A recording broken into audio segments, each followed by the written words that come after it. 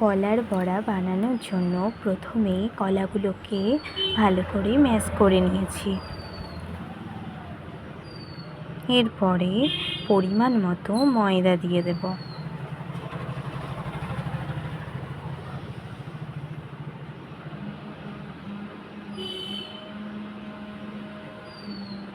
ভালো করে মাখিয়ে নেব হাতের সাহায্যে। মাখানো হয়ে গেলে আমরা এইভাবে মাখিয়ে নেব।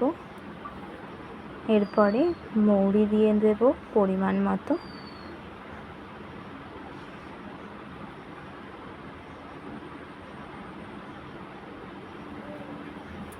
এরপরে গুড় দিয়ে দিচ্ছি। তোমরা যেমন মিষ্টি খাবে সেই অনুযায়ী গুড় বা চিনি দিতে পারো।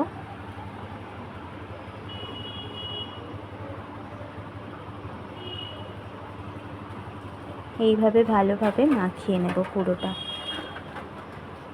পুরো বাটারটা মাখানো হয়ে গেলে আমরা গোলমরিচের গুঁড়ো পরিমাণ মতো দিয়ে দেব।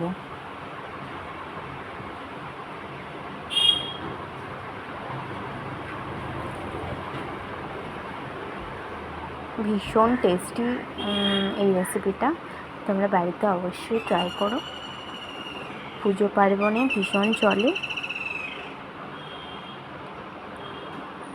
এরপরে কড়াই গরম হয়ে গেছে, এবার তেল দিয়ে দিয়েছি। তেল গরম হয়ে গেলে বড়াগুলো আমরা ভেজে নেব।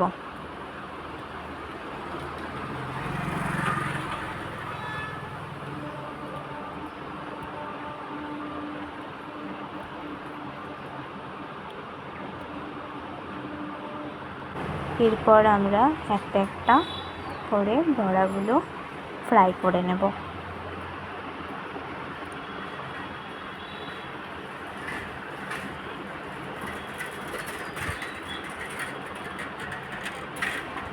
অবশ্যই মনে রাখতে হবে যে তেল গরম হয়ে যাওয়ার পর বাটারটা বড়ার শেপে আমরা দেব। তার আগে যদি দাও তাহলে কড়াইতে লেগে যেতে পারে। লাল লাল করে ভেজে নিয়ে এবার উল্টে দিচ্ছি। দেখতেই পাচ্ছ তোমরা কতটা সুন্দর হয়েছে। এবার উল্টে দেব।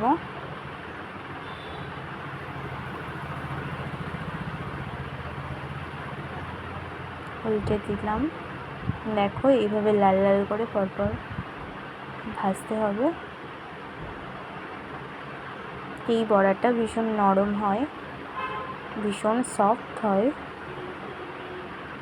অবশ্যই বাড়িতে ট্রাই করবে, আর ভালো লাগলে অবশ্যই like, comment, share and subscribe করতে ভুলবে না।